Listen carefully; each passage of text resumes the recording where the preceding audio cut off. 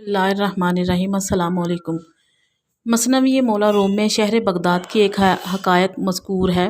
हकायत का आगाज़ इस तरह होता है कि बर्फ़बारी के मौसम में बगदाद के एक स्पेरे का गुज़र पहाड़ी इलाके से हुआ। सख्त सर्दी से ठिठर कर पहाड़ों के दरमियान में बड़े बड़े अजदहे बेहिस हरकत पड़े हुए थे।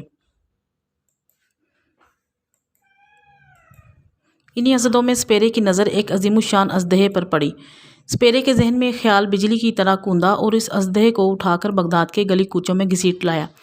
वो अजदहा एक बड़े सतून की मानिंद अजीम जिसामत का हामिल था। वो दर हकीकत जिंदा था, लेकिन सर्दी से ठिठर के मसले मुर्दा के बेहिस्सो हरकत था। बगदाद पहुंचकर स्पेरे ने तमाशा लगा लिया और अपनी बहादुरी और महारत का खूब ढंडोरा पीटा कि इस अजदहे के शिकार में मुझे सख्त मेहनत उठाना पड़ी और अपनी जान पर खेल कर मैं इसे शिकार करके शहर में लाया हूँ। देखते ही देखते लोगों के ठट लग गए। सबकी ज़ुबानों पर स्पेरे की दिलेरी के किस्से थे और लोग अजदहे के बज़ाहिर मुर्दा जिस्म के नज़दीक होकर इसकी बेपनाह जिसामत को हैरत से देख रहे थे। जैसे जैसे दिन चढ़ता गया, सूरज की शुआओं की तमाज़त से अजदहे के जिस्म में ठंडक के आसार कम होना शुरू हुए और ज़िंदगी की हरारत इसके रगो पे में दौड़ने लगी। कुछ ही देर में जो अजदहा मुर्दा था जिंदा हो गया और इसने फनकारते हुए हरकत करना शुरू कर दी। ये मंजर देखकर लोगों के खौफ के मारे चीखें निकल गईं और मजमा में भगदड़ सी मच गई।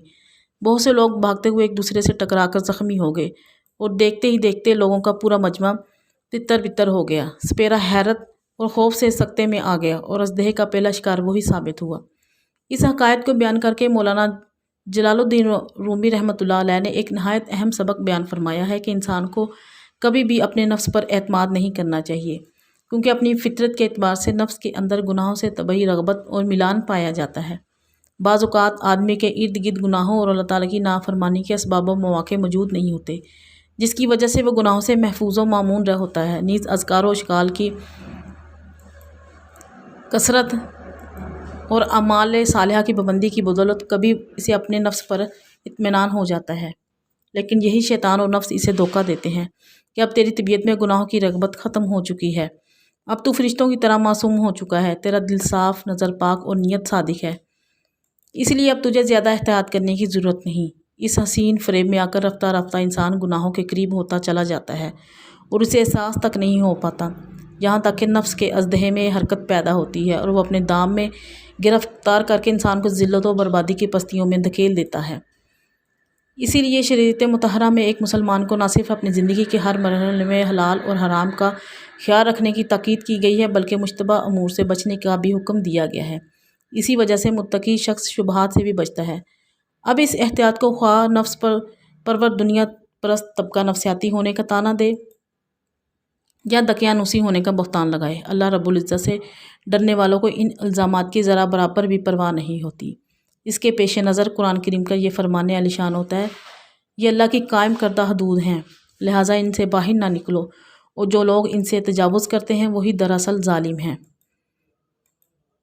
नीज़ नबी करीम सल्लल्लाहु अलैहि वसल्लम ख़ातिमुल अंबिया हज़रत मोहम्मद सल्लल्लाहु अलैहि वसल्लम की यह हदीस मुबारक इसके लिए मीनार नूर की हैसियत रखती है, जिसमें आप सल्लल्लाहु अलैहि वसल्लम ने इरशाद फरमाया कि हलाल खुला हुआ है और हराम भी खुला हुआ है, इन दोनों के दरमियान बात चीज़ें शुबा की हैं जिनको बहुत से लोग नहीं जानते।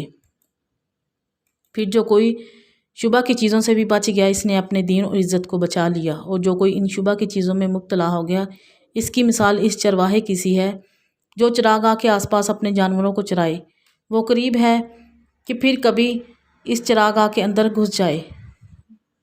सुन लो, हर बादशाह की एक चरागाह होती है, अल्लाह ताला की चरागाह इसकी ज़मीन पर हराम चीज़ें हैं।